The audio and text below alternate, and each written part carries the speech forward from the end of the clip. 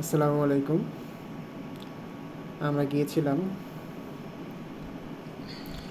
লাওয়াসরাত জাতীয় উদ্যান। এটা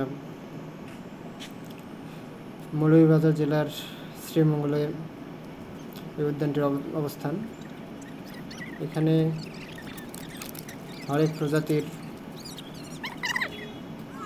গাছ আছে।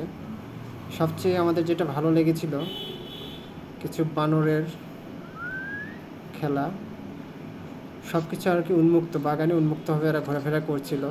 আপনি গেলে আপনার পিছনে পিছনে ঘুরবে।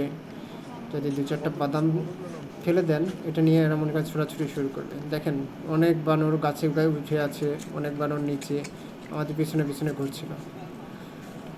এদের মূল আকর্ষণ ছিল বাদাম। বাদাম দিবেন, চুপচাপ, আপনাকে কিচ্ছু বলবে না। নর্মালিও কাউকে আক্রমণ করে না।